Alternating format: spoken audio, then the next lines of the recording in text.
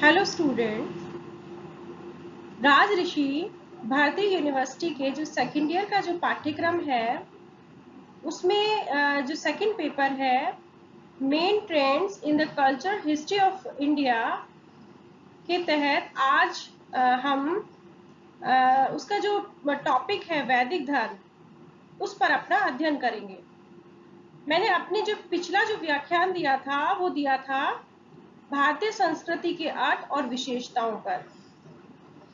विद्यार्थियों, आज हम भारतीय धर्मों की श्रृंखला को आरंभ कर रहे हैं और जिसमें जो आज जिस धर्म के बारे में हम चर्चा करेंगे वो है वैदिक धर्म।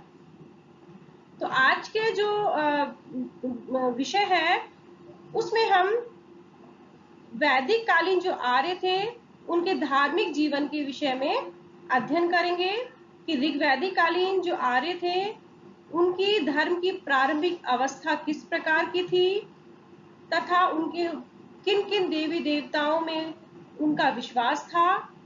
साथ में ही उत्तर वैदिक काल में आकर वो कौन से कारक थे जिन्होंने उनके धार्मिक जीवन में परिवर्तन किया। तो अभी हम आरंभ करते हैं वैदिक धर्म के बारे में। वैदिक धर्म को हम दो भागों में विभक्त कर सकते हैं। पहला है ऋग्वैदिक कालीन धर्म और दूसरा है उत्तर वैदिक कालीन धर्म। ऋग्वैदिक कालीन जो धर्म है उसमें हम जिन बिंदुओं पर चर्चा करेंगे वो है प्राकृतिक शक्तियों का देवीयकरण, स्तुति आराधना एवं यज्ञ, वित्त की अवधारणा का विकास तथा एक तत्ववाद की अवधारणा का विकास। तो ये ऋग्वैदिक कालीन जो आर्य थे वो इन बिंदुओं पर या इस तरह की जो धार्मिक जो उनकी गतिविधियां थी वो इन बिंदुओं में समाहित है। तो अब हम सबसे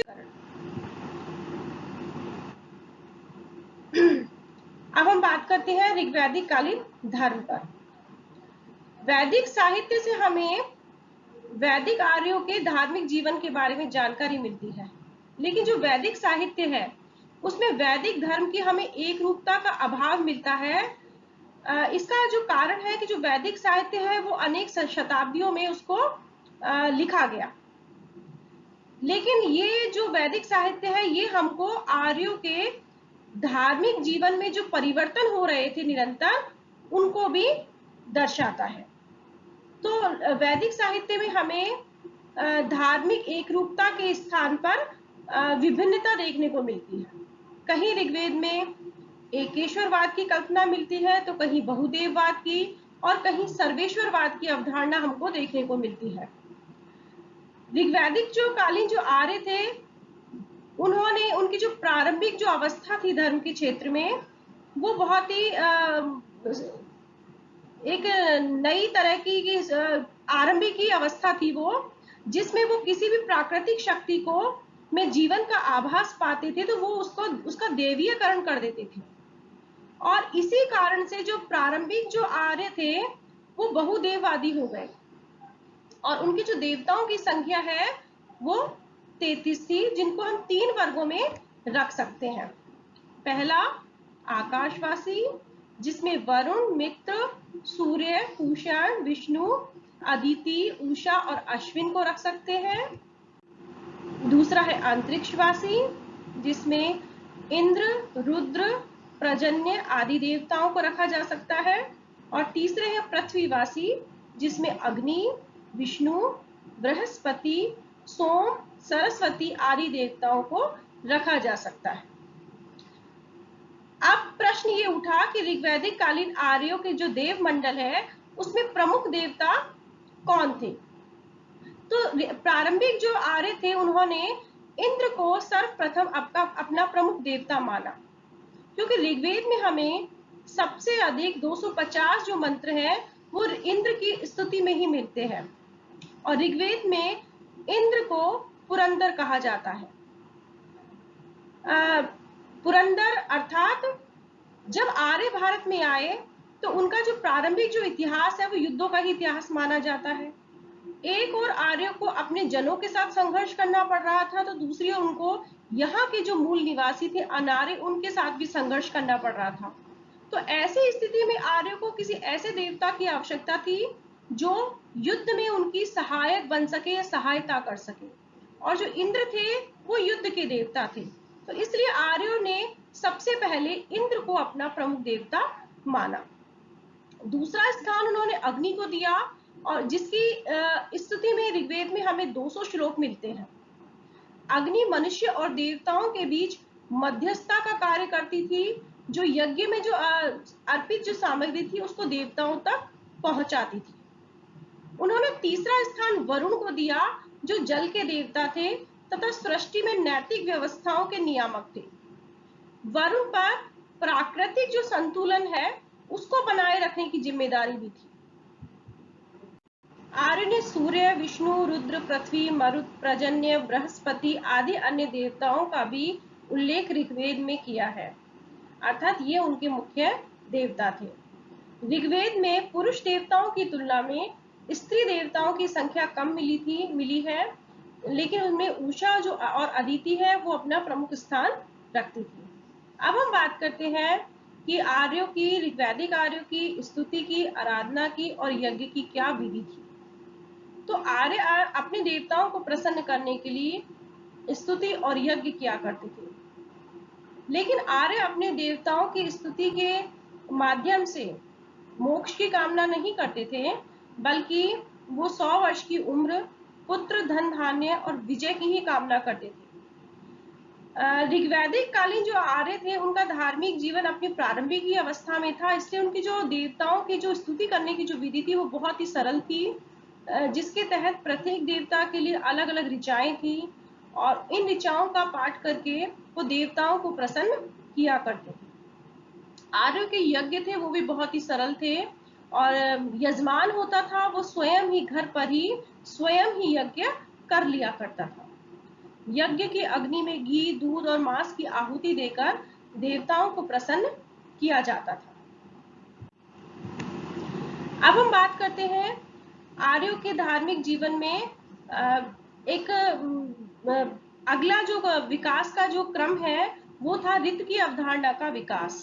ऋत की अवधारणा ऋग्वैदिक चिंतन की सर्वोच्च कल्पना थी, जिसमें प्रकृति या ब्रह्मांड की व्यवस्था, उसके कर्म, नियम, सूर्य, चंद्रमा, नक्षत्र और ऋतुओं की जो नियमित गति है और आवृत्ति है वो सब ऋत के कारण है, ऐसा ऋग्वैदिक आर्य मानते थे। यही ऋत नैतिक जगत की व्यवस्था का भी नियामक है, और ऋत के अतिक्रमण से ही पाप का उदय होता है, और ऋत के मार्ग का अनुसरण करने से ही सदाचार पनपता है।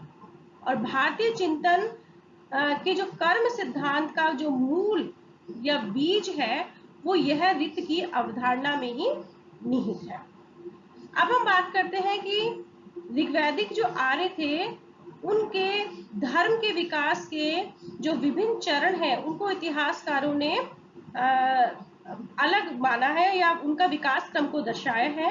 जैसे सबसे पहले जब आर्य का जो धार्मिक जीवन है वो बहुदेववाद पर टिका हुआ था, तत्पश्चात एक दिदेववाद, फिर एकेश्वरवाद, फिर सर्वेश्वरवाद और फिर एक तत्ववाद की धारणा का उनका इस तरह से विकास परिलक्षित होता है।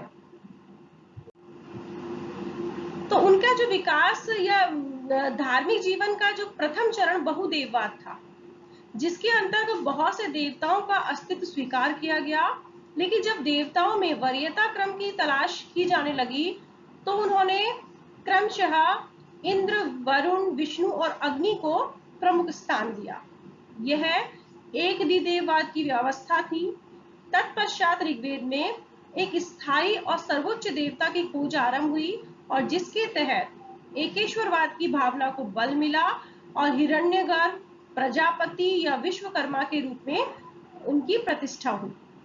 जो चौथा चरण था वह सर्वेश्वरवाद का था, जिसमें एक ईश्वर को ही समस्त सृष्टि का या ब्रह्मांड का स्वामी कहा गया, और जो पांचवा चरण था उसमें एक परम सत्ता की कल्पना की गई, और जिसका जो संकेत हमको ऋग्वेद के नासदीय सूक्त में मिलता है।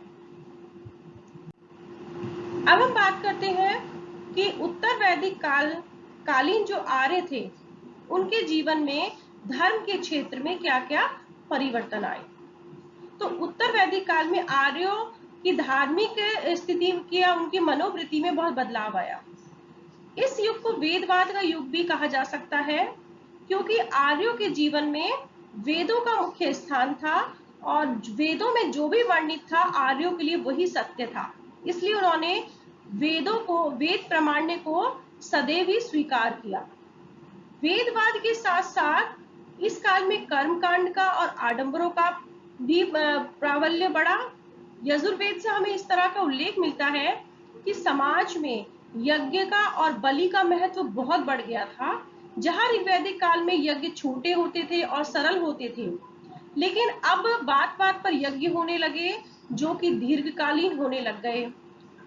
आर्यों में यह धारणा भी बढ़ गई कि यज्ञों के संपादन से ही उनकी मनोकामनाएं पूर्ण होंगी और देवता प्रसन्न होंगे। अब जो यज्ञ थे वो खर्चीले होने लग गए, पेचीदा होने लग गए। साथ में ही यज्ञों के संपादन में किसी भी प्रकार का दोष ना हो और मंत्रों का उच्चारण शुद्ध रूप से हो, और इसी भावना के कारण जो पुरोहित वर्ग था उसको विशेष महत्व समाज में स्थापित हुआ। यज्ञ थे, उनके उद्देश्यों की अगर हम बात करें तो दो मुख्य उद्देश्य थे।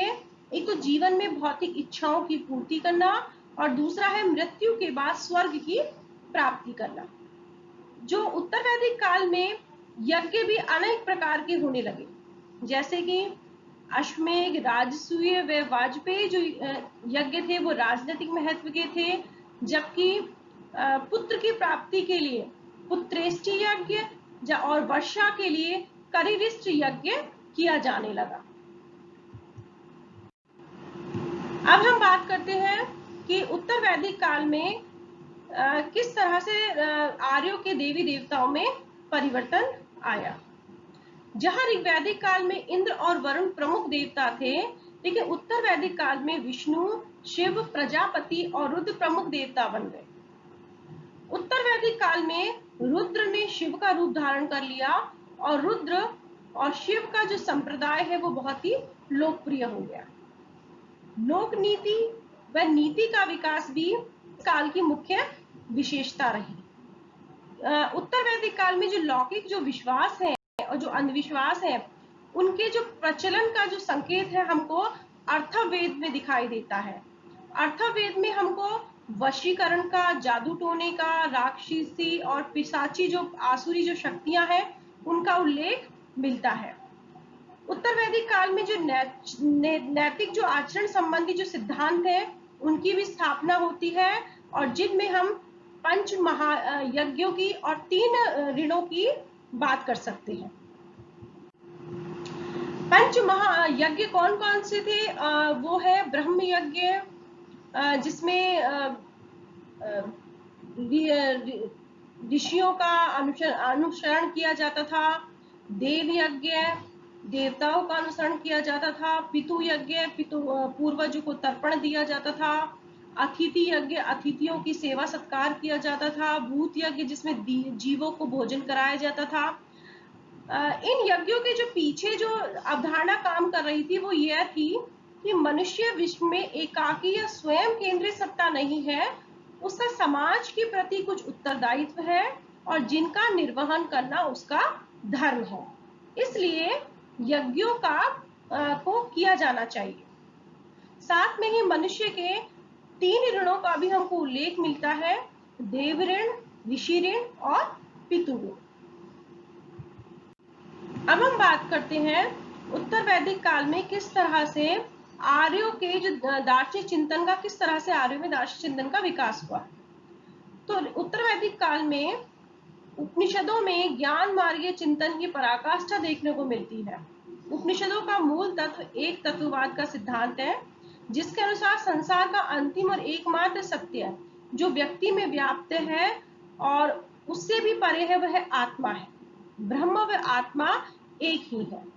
ऋग्वैदिक कालीन जो आर्य है वो जहां पुनर्जन्म और कर्म में विश्वास नहीं करता था, लेकिन अब वह यह मानने लगा कि मनुष्य को इस जगत में बार बार अपने पूर्व जन्मों के कर्मों का फल भोगने के लिए आना पड़ता है। अर्थात कर्म और जो पुनर्जन्म की जो भावना है, उसने इस काल में बल पकड़ा।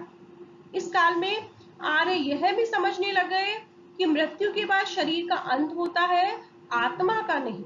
अर्थात आत्मा अमर है और अविनाशी है। इस प्रकार हम निष्कर्षतः कह सकते हैं कि उत्तर वैदिक काल में जहां आर्यों के धार्मिक जीवन में आडंबरों का और कर्मकांड का महत्व बढ़ा, वहीं दूसरी ओर उनमें जो दार्शनिक जो चिंतन है उसका भी विकास हुआ। लेकिन अगर बात करें एक तुलनात्मक दृष्टि से ऋग्वैदिक कालीन आर्यों की और उत्तर वैदिक कालीन आर्यों की, तो जो ऋग्वैदिक काल में यद्यपि वो प्रारंभिक अवस्था थी, लेकिन उसमें उनका जो दर्शन था, धर्म का जो स्वरूप था, वो बहुत ही सरल था। और उत्तर वैदिक काल में आकर उनके धर्म में बहुत ही कर्म कांडों का और आडंबरों का महत्व बढ़ गया। साथ में ही एक जो दिखावे की जो प्रवृत्ति है वो बहुत ज्यादा बढ़ गई। तो इस तरह से आर्यों के धार्मिक जो जीवन है या आर्यों का धार्मिक जीवन का विकास हमको परिलक्षित होता है।